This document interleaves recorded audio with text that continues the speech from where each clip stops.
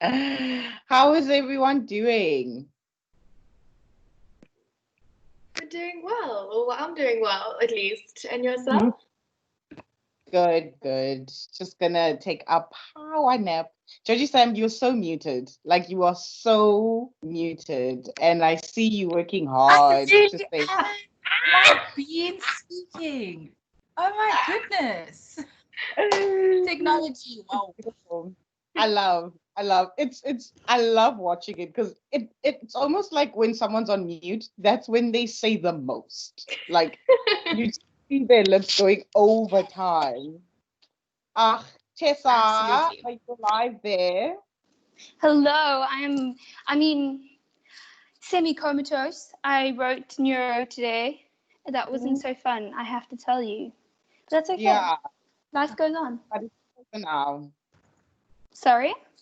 It's over now. It's in the past. Well, I still have neuro 2 on Monday.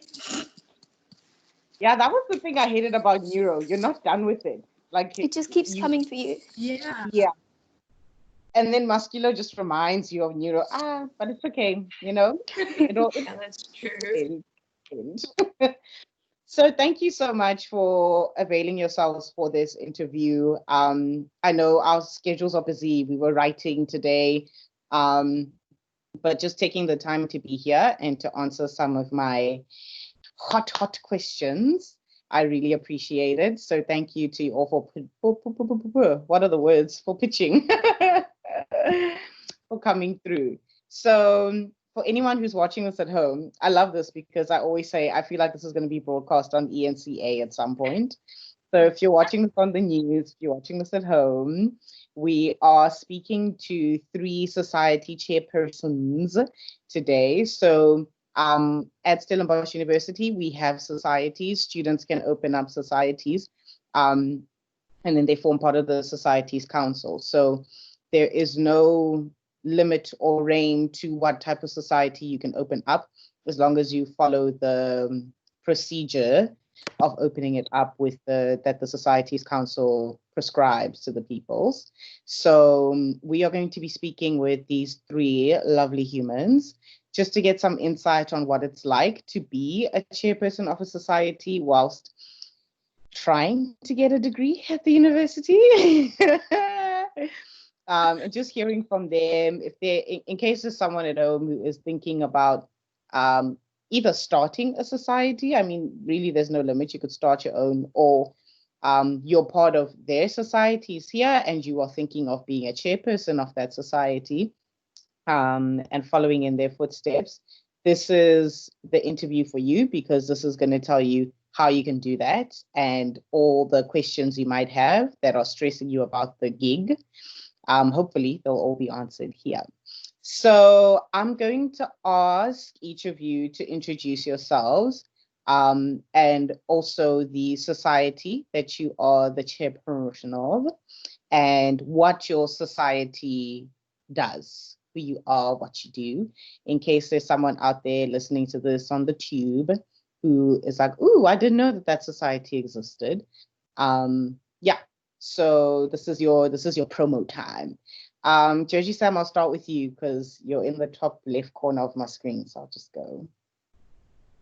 Okay. Just made sure that I unmuted there. So everyone can. Okay.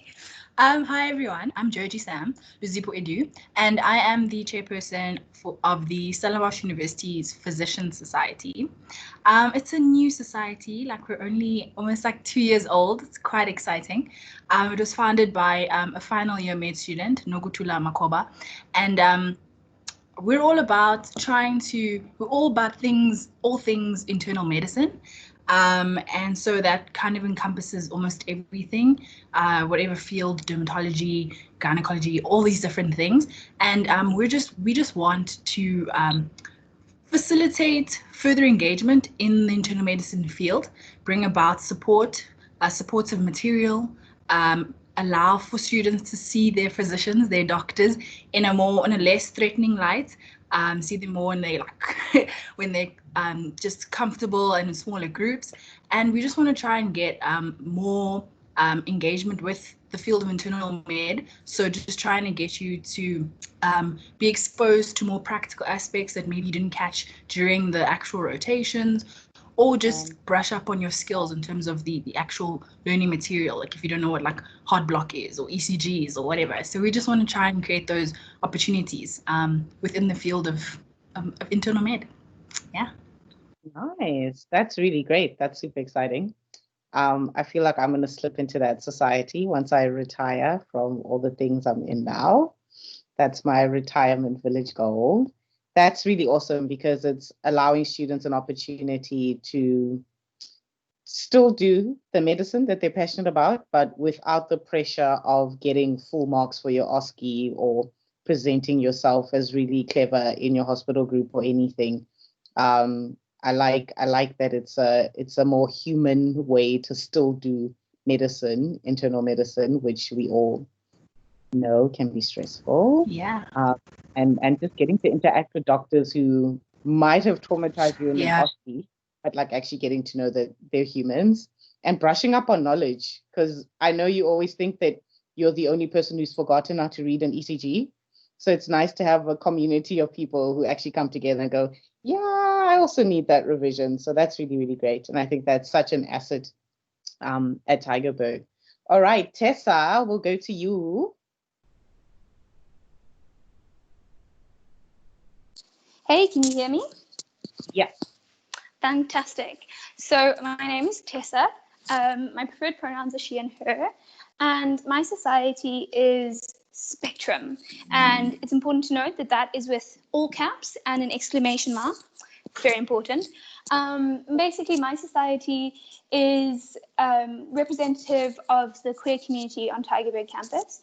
So we stand for inclusion and tolerance and diversity and I guess awareness and education.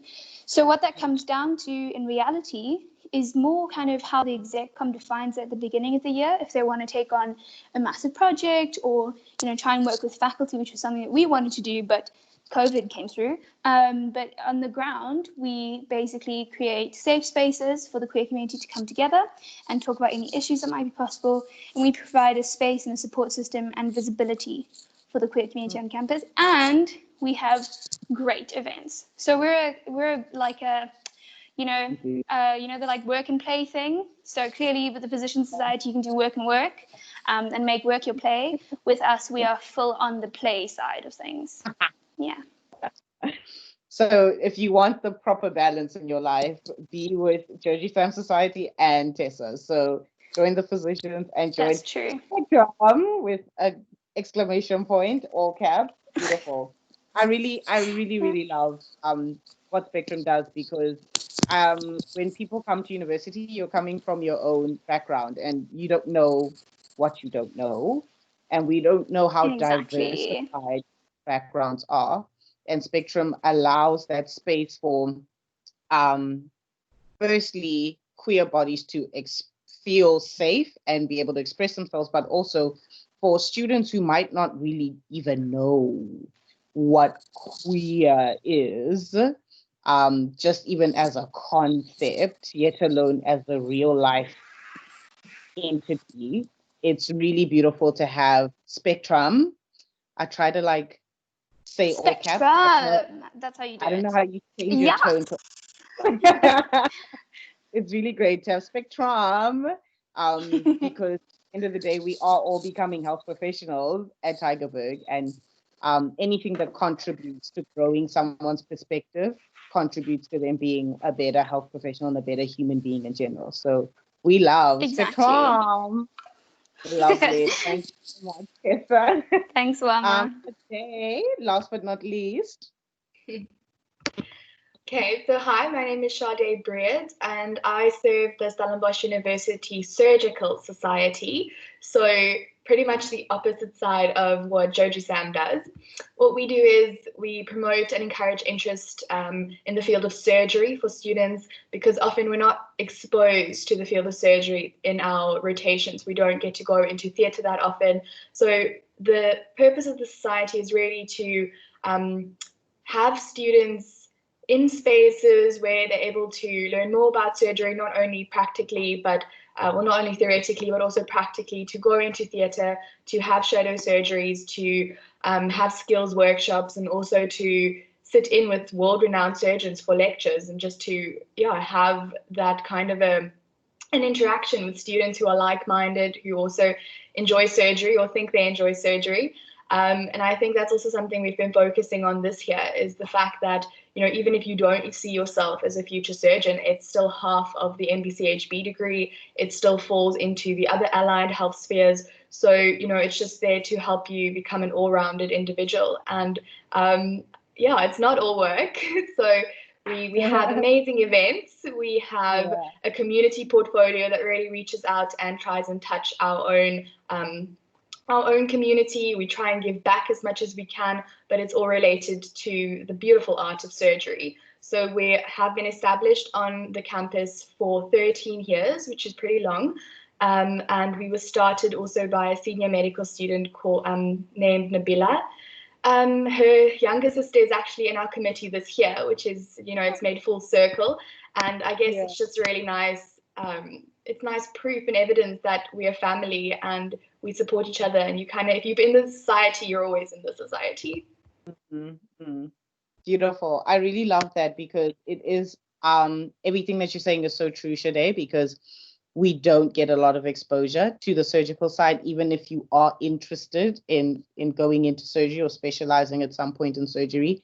We really don't get a lot of contact sessions, and beyond just being in theatre, just the skills and the knowledge that goes around surgery, we don't get exposed to that a lot. And by the time you have to study it in your theory, you're like, it's that thing you say for the day before when things are getting lit, and you study it with peds. So it's really great to have a branch that is focusing on it. And I think what I'm loving is that our societies at Tygerberg we're balancing the fun and the play. Huh? Yes, the work and the play. We know where my mind is at. Fun. Work.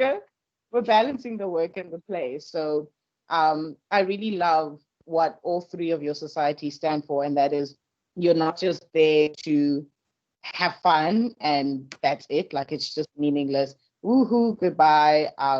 Say hello, goodbye. That's it. Have a party. But you are honestly contributing to someone becoming more wholesome as an individual, be it in their journey as a health professional, be it in their journey as a human being. So I really love that your societies speak to that. Although, it is great also to have societies where you are just gathering to play 30 seconds. I'm there for that. I'm all in. We're not shaming the societies, but I'm just noticing now when I'm hearing about all three of your societies that there's actually a lot of deep purpose behind them all, which is great. So now, having explained and broken can we down, just put that out there to all of the people that are listening? Please start that 30-second society. I will join. Absolutely. I agree. I love the sound of that. Yeah, I am gonna share. Since second year, I said I'm gonna start it, and then I'm like, yo, but I'm way too competitive. And what if I lose? If I lose at 30 seconds, if I'm on a team that loses 30 seconds, I don't play 30 seconds for 6 months just to recover. I just need to forget. The last time I played 30 seconds last year, and I lost. So I don't know. I think if I make the society, we'll be in trouble. We'll meet once and everyone will let me win. But it's coming. I trust it's coming. It's coming. So now, having heard about all your societies, I'm sure there are people either from your societies or who aren't part of a society or very interested in being part of your society, or very interested in taking on the role of chairperson of your society when you do step down. How does someone go about applying, A, just to join the society and be a member, and B, to be where you three are at today? How does someone go about becoming the chairperson of your society? Do they need connections with President Cyril, or is there a form? I think because we just ended off with Shadé, we'll start with Shadé. Sure, no problem.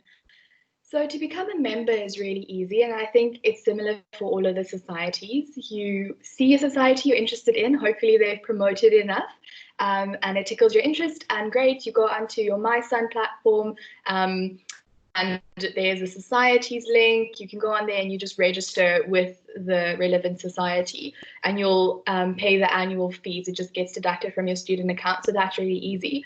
I think the tough part is now applying to the committee, and then eventually if you want to chairperson. On our committee, it works the way that you have to be on the executive committee for a year or one term before you can apply for either the position of vice chair or chairperson. And so I'm just going to talk about applying for the executive committee first. I think once you've been a member and you've seen what we do, you've seen our talks, you've seen our workshops, and you want to get more involved, or you have ideas that you wish were incorporated, that's a really good sign. Like, become part of, or at least try, like apply for the executive committee. We have a really large committee at us, so we have an execcom and a subcom, which together takes about 19 people, which is really large. So you have a really good chance of getting into the society. How it usually works is we would have online applications a couple of weeks before we meet in person. So you'd send in your motivation. There's a couple of questions that we ask specifically. And then we have a meeting where all the members of the society is invited to come and listen to your motivation. You can add anything extra if you missed something in your motivation. And then we sit within that meeting and we vote for the different positions. This year, it'll obviously work a little bit different. It'll be virtual. So we are still figuring that out, but in the end, we'll still have online applications that people can fill in, and then we'll have a virtual meeting with probably a Google Doc going out where people can vote in real time. So that's the actual process. If you are thinking of standing for chairperson, it's really important that you make the decision that you're going to apply based on the fact that you believe in the society and that you're willing to make the sacrifices that will entail. But I think that's the hardest part.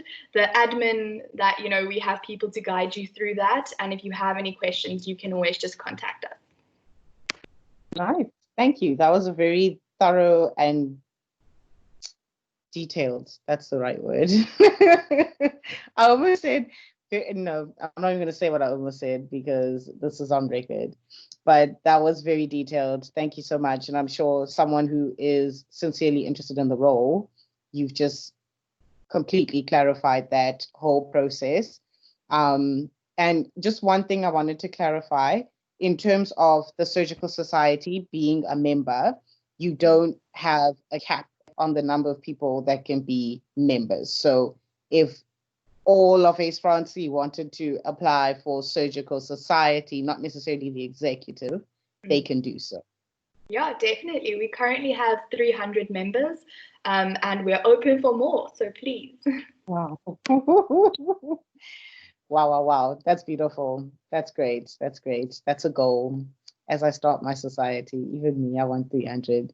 Thanks so much, Shadé. Tessa, tell us a bit about Spectrum, exactly. Also, I'd just like to say, if we team up for the 30 seconds thing, I bet you we can get 300. Can you imagine that? Can you imagine how massive that 30 seconds game would be? I'm ready.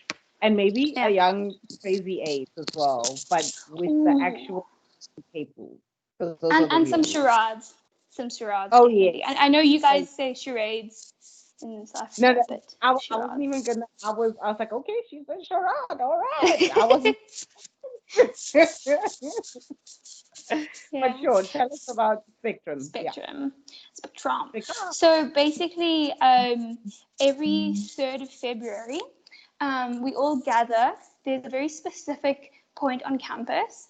It's basically the gay history point, and we all gather there at midnight on the 3rd of February, and that's how you become part of the society. Yeah. Just like that. No, I'm actually talking rubbish. So it's very simple. It's you just I was like, what?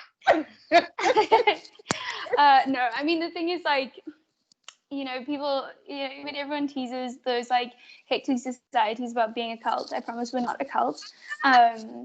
We're just a great community and everybody knows each other. Anyway, so yeah, I mean, you just pop onto My Son, good old My Son. The cult. But yeah, sure, continue, please. Yeah, so I mean, you just pop onto My Son and you can register. We tend to have quite a lot of freelancers, actually, basically people who sign up and have ended up on our WhatsApp group and are basically part of the community but don't sign up. But that's because, I think it's quite useful. We are very open to everyone. So what a lot of people don't actually know is that you don't have to identify as queer, whether that's, in your sexuality or your gender. You don't have to identify as queer to be part of the society. Actually, this year, our executive committee was majority straight allies, cis-het allies, actually, which is really great. So if you join as an ally, you're there in a protective, supportive way, and that's very important to take, seriously. And I mean, the thing is, we do, in all of our promotions, we basically provide a sheet, and so we add anybody who wants to be added to the WhatsApp group. And something that a lot of people ask as well is, a lot of people's parents, they look at their student account and they ask like, oh, what's this? It's not going to say mom, dad, I'm queer on your student account. It's not going to say that. It's just going to say society. That's important to know as well. So you won't be outed by us. That's important. And then, I mean, every year we have our elections. Because we have such a diverse group of people, we tend to do them online. It's quite hard to get everyone in the same place at the same time. But we do try to do an annual general meeting, and that's where we do the elections. So we tend to have quite a short motivation, and we ask people to so you apply to be part of the Executive Com in general, and then once that Executive Committee has been voted in by the Greater Society, then the Executive Committee is they determine their own roles within themselves. Yeah. Great, thank you very much. Sure. And I think that has completely changed anyone's perspective who thought you were a cult or have cult-like tendencies. Unless they listened to your first answer and they were like, you see, I knew it, and then they left. But thank you. That was also very thorough and very clear. Amazing. And I really love the fact that you are emphasizing, because you do know the fears and worries that people have with who they are on campus, which is like their real selves and being able to express themselves on campus, and then having to go home and be who the people at home expect them to be. And the tension comes with having to balance that properly, and not exposing someone to either party before they're ready to expose themselves, essentially. So that's really, really beautiful. We love to hear it. Absolutely. And I also just wanted to add there that, you're unexpected to show up and be gay like 100% for the first, meeting. So no one, not only do we try and keep you safe from the outside world, but also within our own community, you are not forced to share anything that you don't want to share. We're very open about our identities within our community, but at the same time, there's no pressure whatsoever. You can be as straight presenting as they come, and you are accepted. That's the point of Spectrum. Woo! Thank you, Spectrum. Thank you.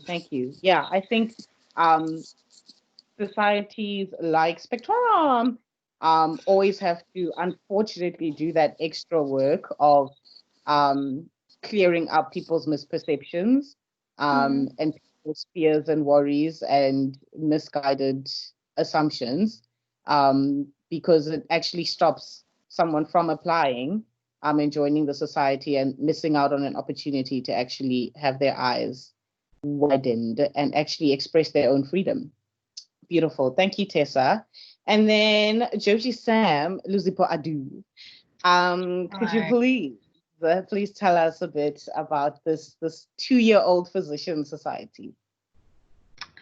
Okay, I always just keep checking that my mic is on because that was embarrassing. But yeah, Shadé basically explained the whole membership part of it. It's exactly the same with us as well. And it's quite easy. I know with our Instagram page, we have a whole step stepwise sort of highlight, I think is what they call it, where you can see exactly how to become a member.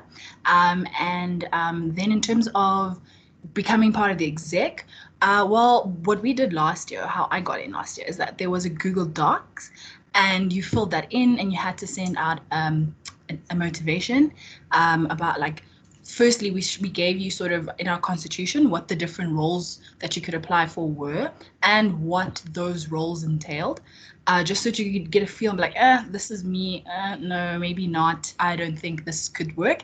And then you applied according to that.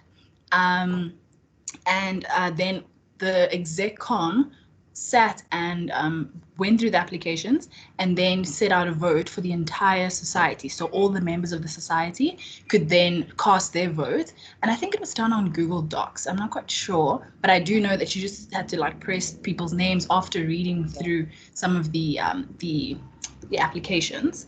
So that was quite, we didn't have any interviews or anything like that.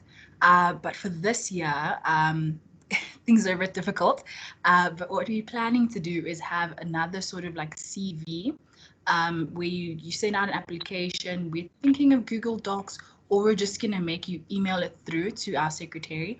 And then we want to have interviews, maybe just have, like, obviously a virtual one, but have it with all the exec committee, just me and my vice chair, Sarah, because we just want to see the people first of all, and so they can see us as well, and so we can just have a more like a rapport about it, and also wanted to explain to them like what our plans were for the society, what we could do, what we couldn't do, just so we can pass on kind of our ideas and things that we had, gotten from the past exec-com, just so that they can start thinking like, okay, if I was part of the society, this is what I'd want to do, or they can see where we've come and possibly where they could take us. Because we really just wanted, we're so small, it's only 2 years, and we don't have a subcom yet. That was the plan this year, and then we couldn't do our elections because of we all had to leave for COVID. And so it just made things a bit more difficult. So we just want to continue growing and not stand still, because I think the Physician Society is long overdue. It's a great society and a great project and initiative. And we just want to try as much as we can to pass the baton and just like grow us as much as possible. And we want the leaders as well to have that and to encompass it and to be excited about what we could be. And so that's why we hope to have interviews. We're not sure yet when or how, but yeah, that's our plan. Yeah. Nice. What I love about everything that you're sharing is this is great for someone who is thinking of even starting up their own society, or who has joined a society that is still young, that it is absolutely okay to still be experimenting with different processes and techniques and methods for different things. It's really fine until you find that method that is going to work for your society. So that's really beautiful. I hope the interviews or whatever option you choose works out well and that it sticks. And if not, you'll find something that works, I trust. So Jojisam, I'm going to stick to you before going to anybody else. Keep you in the hot seat here. So everyone has mentioned that to be part of the executive committee or becoming chairperson in your societies, there definitely is something that must come from the applicant, be it a motivation, be it having to speak in front of people and get questions like a caucus style, or filling out a Google Doc. But at some point, there's definitely something that you as the candidate will have to present or produce by virtue of wanting to be part of the executive committee. And I know that that element can scare some people away from doing something that they would be so great at doing, because people overthink it. They overthink, what should I write? What should be in my CV? Should I put my marks that I got for social science and accounting? Like, what's really gonna wow the crowd? Like, I can't handle questions from people. I can't do an interview. How am I gonna answer? So I find that a lot of the time we lose really good candidates for leadership because of the fear around an interview or just filling out a document to express why you feel you should have or be in the position. So what advice or tips do you have for someone who is now maybe going to fill out that motivation, a Google Doc, or sit in the interview? How can they be best prepared, and what are some things that you think they should definitely know about the society before putting themselves up for that position? Great question. I think you described me quite perfectly before I applied. And look at you now, you're on TV. Look at me now. But I think the first one would definitely be, if you have that inkling, if you keep thinking about it and you're like, hey, this could be me, this could be me, don't ignore that voice, because that's the real you. I would say the fearless you that's like, I can do this. And then the rest of us that overthink and think, that the rest of it covers it. But firstly, if you have that feeling and you really feel like you could be part of something, go further with that thought. Something that I would say is, first try to think, okay, what type of society am I interested in? We have a great range of societies out there. I mean, there's Spectrum, there's Twits, there's all these different other, like, maybe you could say fun things. We're also fun. Surgical society is also fun. But so there's a whole lot of different things, but you must just try and see, okay, like, what would I enjoy doing when I'm not doing medicine, or as a lighter version of my degree course, because that's going to be your why. That's going to be what kind of keeps you going when things get difficult, or you'll think, why did I do this? But you'll be like, I know why, when things get difficult. And then also, I think having an idea of what the society is about. So not just understanding like what you're interested in, but like what are they trying to achieve with their society? Like with us, we're trying to develop people in the field of internal medicine, trying to get their confidence up. Okay, once you understand that, then you could be like, I could be part of this. I could take on this role and this journey with them, and you'd be motivated to continue. Also is trying to see whether you could align yourself with their goals, with the society's goals, and if you would be able to grow with the society, I think. So that's kind of thinking before you even want to like apply or not. But then in terms of what you would write, like what you'd motivate, I would say don't write what we want, what you think we. You're breaking up. I'm not sure if it's just on my side. No, it's on my side too, Mama. Well, okay. Jojisam, you've done a beautiful freeze. I feel like I should screenshot this and send it to her. Okay, I think until she's unfrozen, because she was really onto some good things there, I will go to Tessa, and if Jojisam comes back, then Tessa, you can just finish and then we'll go back to her. Absolutely, yeah. So I think a lot of people get intimidated when they think about, trying to impress people or trying to be something specific. And I know a lot of people, one of the things I try to disband is all of the expectations that people seem to feel in the queer community.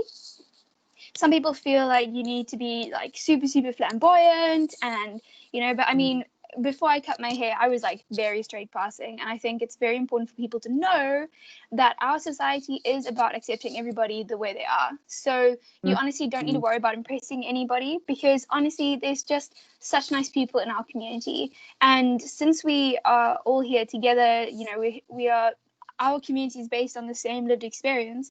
The whole point is that we're together as a community. So, to anyone who's considering it, anybody who is interested in this, you just have to tell us, why do you want to be in the executive committee? Like, what motivates you?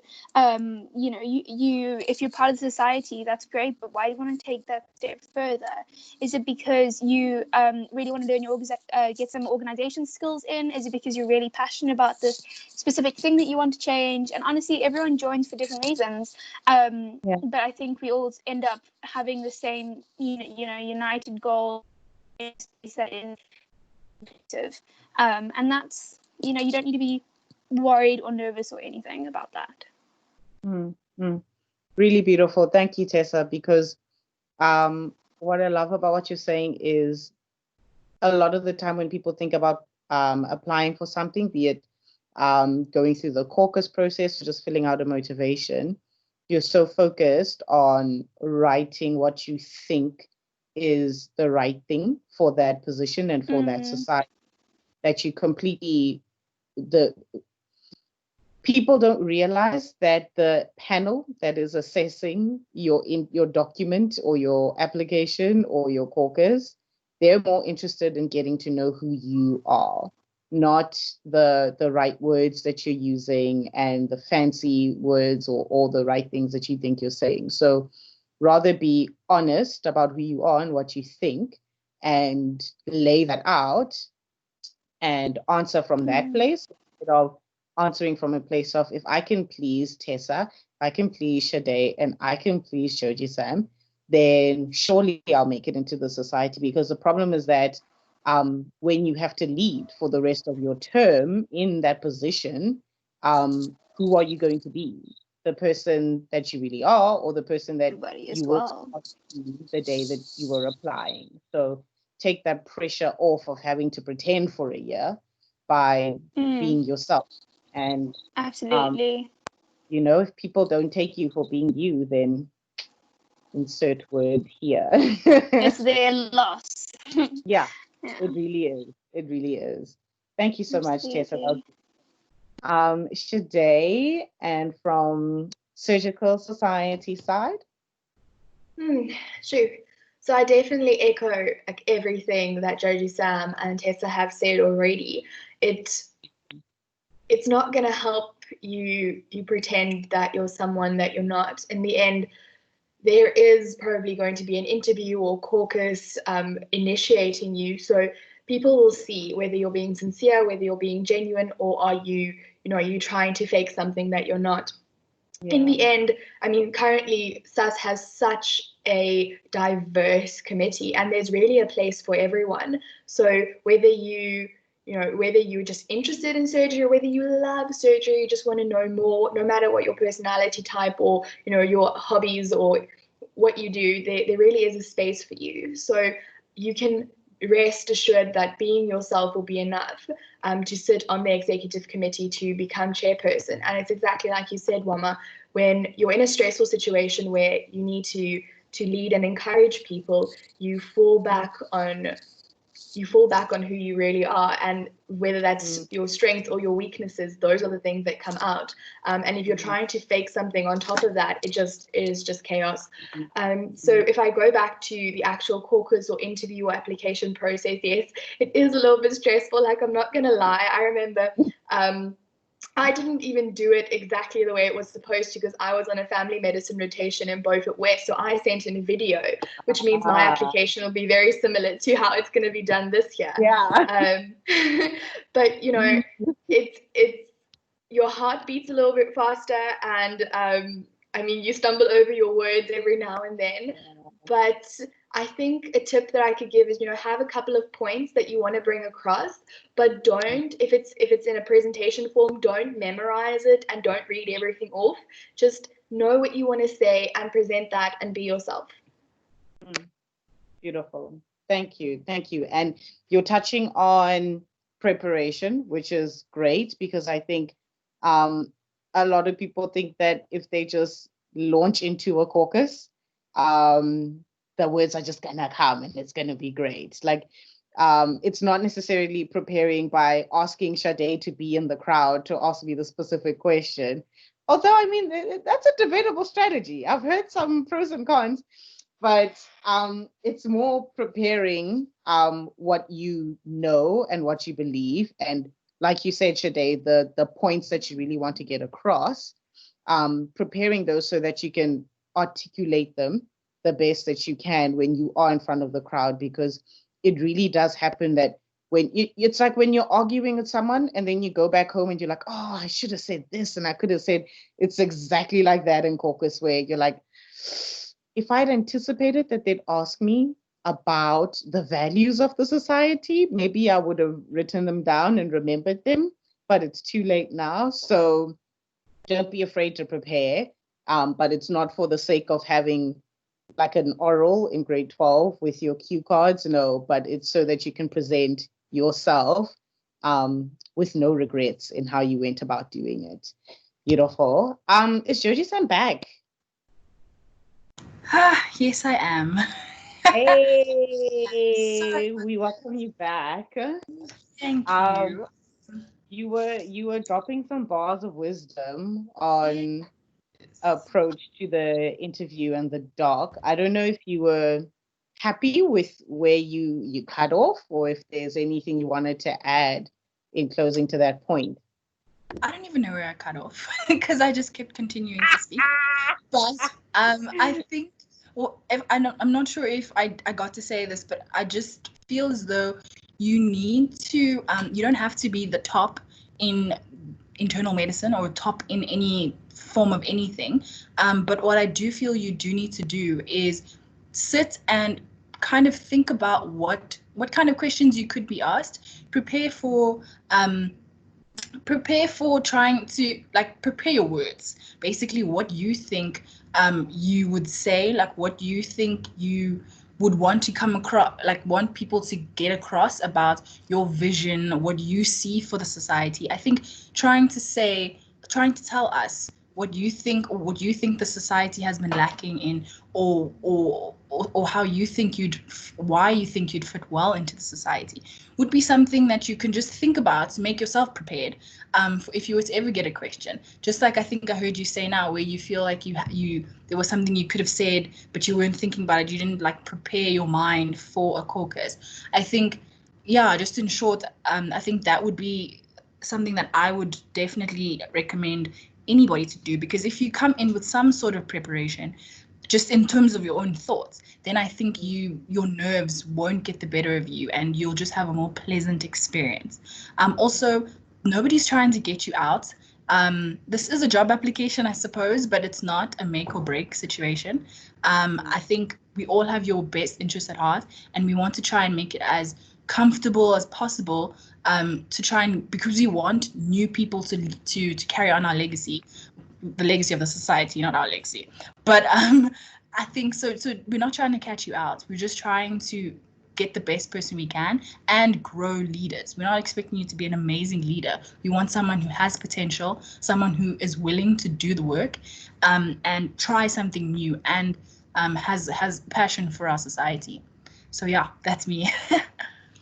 Beautiful. Thank you very much. And something you said before you cut off as well, I made note of it, because I've been taking notes on all the interviews, because people just say the wisest things and they don't even know. But you mentioned if you have that inkling and you keep thinking about doing it, listen to that's the fearless you telling you to do it.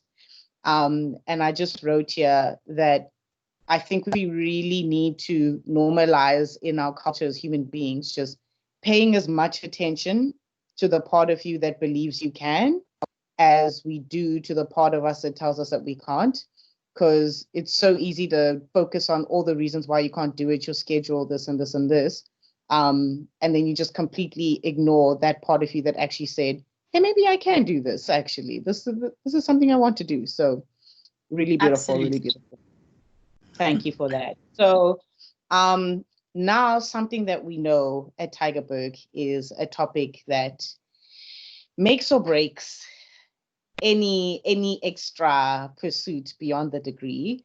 And that is, people always stressed about schedule, always stressed about academics, doing anything other than breathing outside of the scope of our degree makes people think that then that's it. All my marks are going to go straight to zero. My day is going to be meeting after meeting after meeting. What do your schedules, or what did your schedules look like in the term, by virtue of being a society chairperson? Did your schedule change a whole lot? What was your typical week like, or what commitments did you have because you were a chairperson? Was it a lot of meetings, no meetings? And how did you feel that it affected your academics? You don't need to say you went from straight A's to C and all C's and 1B, you know. We're not here to out your marks, but just did you feel that you had to adapt to how you study at a different time, have to study a bit more than you would have, or nothing changed at all? Yeah, so how does being a chairperson of a society actually affect your schedule if I'm someone who's worried about not having the time to add it onto my plate? Tessa, let's start with you, because I haven't started with you in a bit.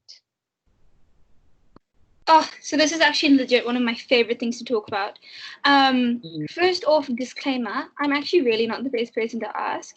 I am just way too passionate about way too many things, and I tend to just say yes to everything. But also that is honestly what keeps me going. So I'm definitely atypical, because I have to tell you completely honestly, in second year, and we all know second year is notorious, I was secretary of Spectrum, and that was just crazy. I mean, when you are kind of like doing all the behind things, and then also I just tended to pick up anything that we didn't have someone for a job for, I would just do. Yeah, so I was that, and then I was also managing the Green Com in Katkenberg. Yeah, I was just, and doing, you know, second year. Anyway, so the point is that I think, you know, at least something I've tried to instill in Spectrum this year is very much you do what you can, and that every contribution counts, because you know, everybody is on this campus doing the same thing. You know, we might have different degrees, might be different years, but everybody has that same load. And I think that it's also a life lesson I think that I've learned is that, you know, you just fit things in when you can. If you can't, you say, listen, I can't do that today, but I'll catch you later or next week, you know. And I think that that's just like, everybody has the human ability to say no, and we should actually learn to exercise that, as opposed to getting in over our heads. And maybe I'm speaking a bit to myself. If it does help, doing Spectrum during my second year and doing other stuff during my second year actually helped me stay motivated. Some people, you know, work on momentum, and some people work on like deadlines. I do not work with deadlines. I do not work with dates. I do not work with any sort of structure. I sort of just go where I'm meant to be and go with the flow. And the thing is that I know that so many of my friends, all they did for the entire year was study medicine. But being able to say, okay, I'm going to try and shove some ECG information into my brain, and then going to a meeting, you know, it kind of like really switches on the different sides of your brain. And I at least know that I was exercising my creative side of my brain, my organizational side of my brain, and that actually helped me study in the long run. I will say that, you know, I would spend minimum like 2 hours a week on Spectrum stuff. Sometimes it was a bit heavier if we had an event coming up, you know, and then I mean, I think again, you just have to be honest about what you can and can't commit to. So there was something that was happening while I was in the middle of exams and I couldn't help. Yeah, and I mean, so I'd say we'd have a meeting about once a month, and around busy times, I mean, Pride is absolute chaos. But all of that, you know, you have a whole team. It's not just you. So you get through. Beautiful. Thank you. Does that answer what I was meant to answer? Yeah, no, beautifully even. Okay. What I'm hearing from what you're saying is that, and I've said this in previous interviews as well, is people tend to confuse having an empty plate with being the best way to go about life. But an emptier plate does not mean that you're necessarily fulfilling all of your passions as best as you can. So people shouldn't be afraid to kind of add a bit to their plate if it is in pursuit of the things that they are passionate about. I do not make a lot of time in my schedule for gymming, just because maybe one day in the future that'll be a passion of mine, but it is not right now. But I'm doing a whole lot of extra things, but I can make time for those things because I'm really passionate about them. And I can navigate my schedule because it doesn't feel like extra work. It's an extension of who I am and an outlet. Really beautiful. So just keeping an eye on time here. I don't know, Jojisam and Shadé, I don't know if there's anything you want to add on just schedule and academics. I would say that it's also very individualized. It's going to depend on you. For instance, Tessa said she likes to go with the flow. I'm completely the opposite. Everything needs to be structured. I need to have a timeline. I need to know when this is happening, that is happening. And I think, you need to know what works for you. And you also need to know how much you can handle. I was speaking to a person who's actually thinking of applying for our vice chair position in the coming up term. And I told her, write out everything you're doing in sticky notes, paste it on your wall and have a look at it and really think about, can you carry this? Because I find that, the more I do, the more productive I am when I do study. But that only goes to a specific limit. You can't do everything and still think you're going to get to studying. So you need to realize in the end, your degree is really important. I mean, that's why you're there. So keep it in mind, but also, yeah, exactly like Tessa said.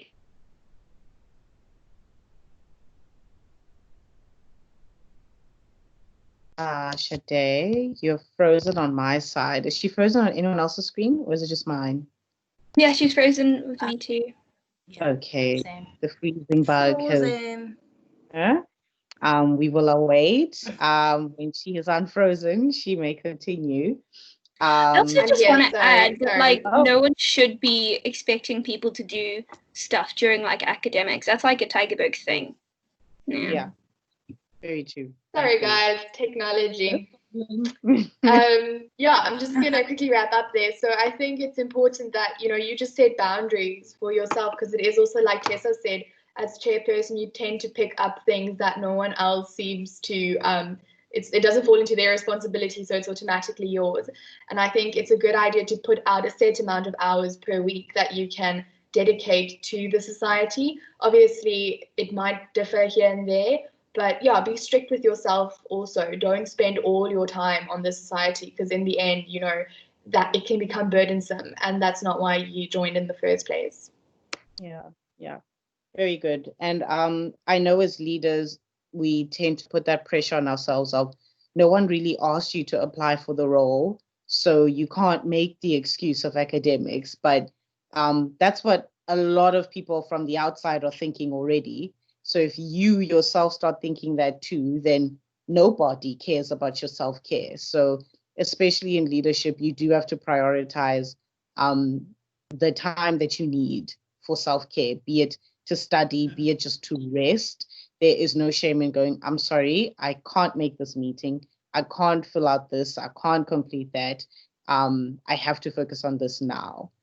All right. So as we're approaching the very... Yeah.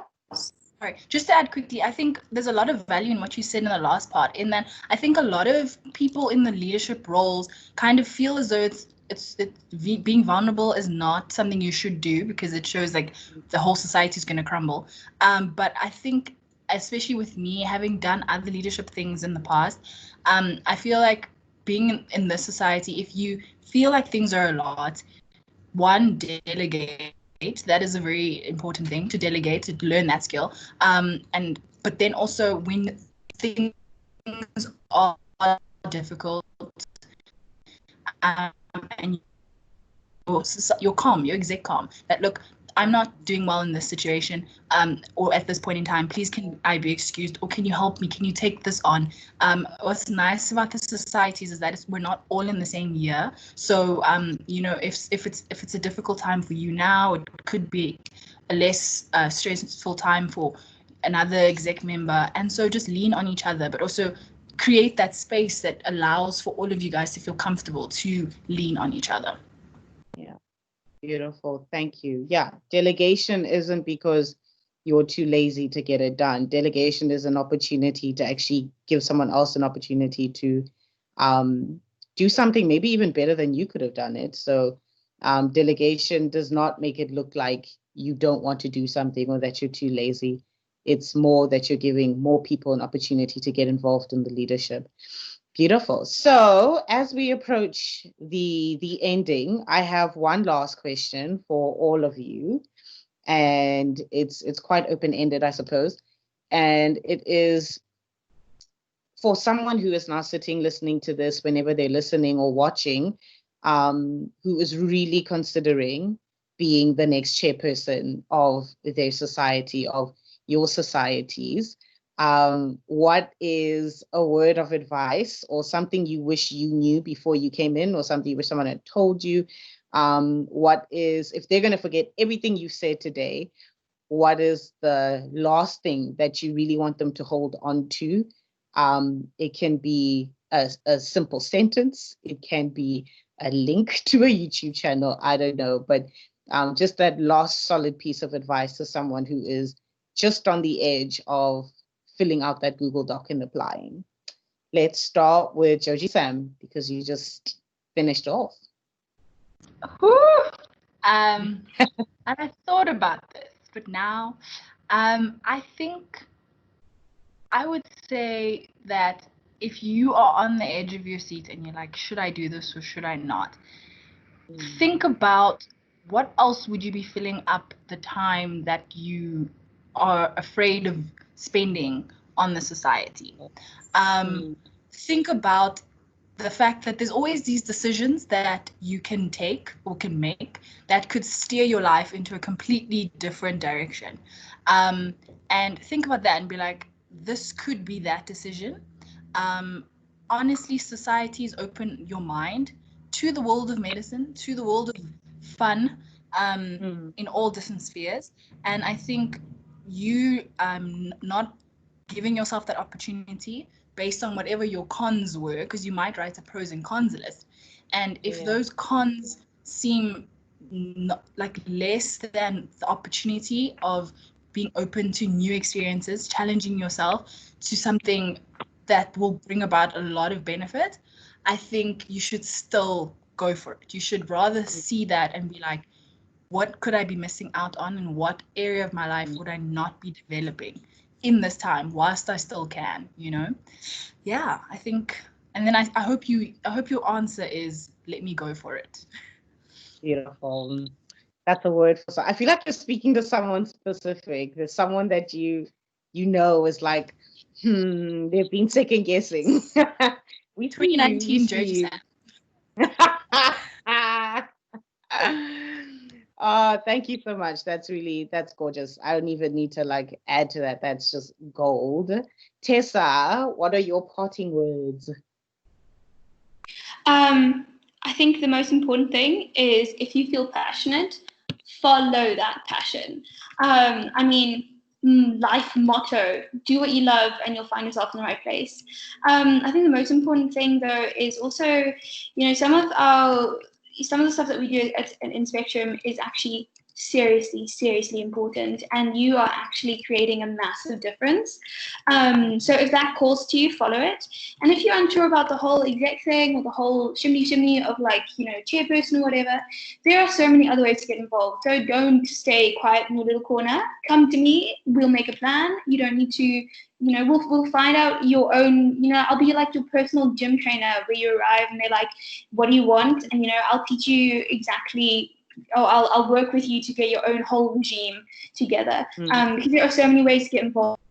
And obviously, you know, we need people to do all of these amazing things, because pride doesn't happen on its own, y'all. Yeah, beautiful. Thank you. Yeah, just drop like your Insta handle or your handle so people can like contact you for that personal training session there. But really beautiful. Thank you, Tessa. Shadé? I see that my camera has like this streak of light coming in here. I'm sorry, I hope you can see. It's like an Instagram filter. I look very angelical, but like what I actually want to say is precisely the opposite. Like, no one's perfect, and if you don't feel like you're ready, it's okay. I don't think anyone has ever felt like they're 100% ready to take on a chairperson role. I definitely did not. So don't let that stop you. You know, if you feel that you've got the capacity at this moment, even if you're kind of hesitant, I definitely encourage you to go for that.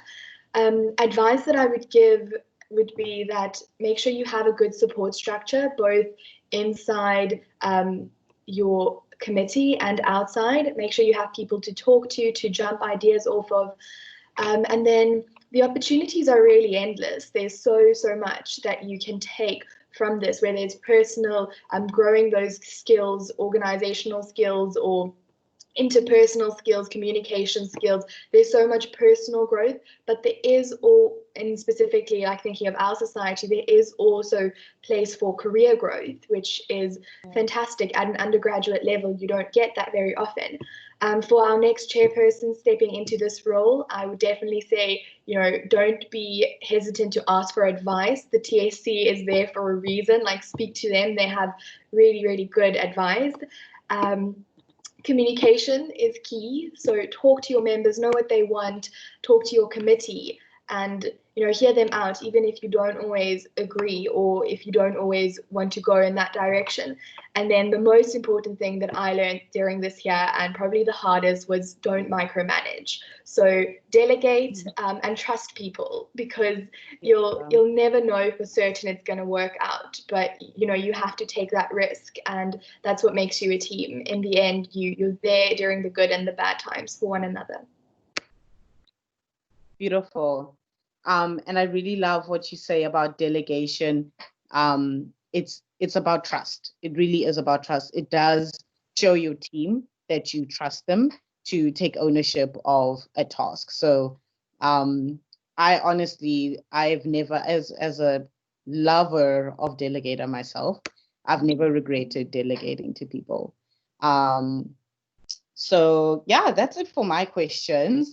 I would just like to thank all three of you again for availing yourselves. I think it really speaks to the character of your leadership and how passionate you are about what you do, to not just be invested in joining and leading and surviving your term, but to also invest in the future and the handover. Because a lot of the time leaders now are just tired and they just want to pass it on, but to take time to be part of handing it over, handing the vision over properly and delicately, it really speaks to how sincere and genuine your leadership is as individuals and as a society. So thank you to all three of you. Your societies are making waves on Tygerberg campus. I know that for a fact. I've been getting emails from all three. I've been seeing posters.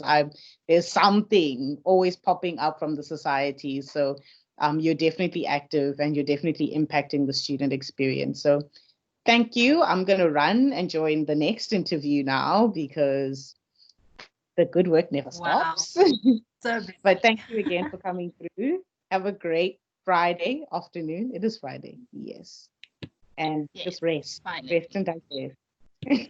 Thank you so much. Thanks, Wama. Thanks, Bash, for actually being an audience and Taco. Yeah, Bye. Bye. Bye.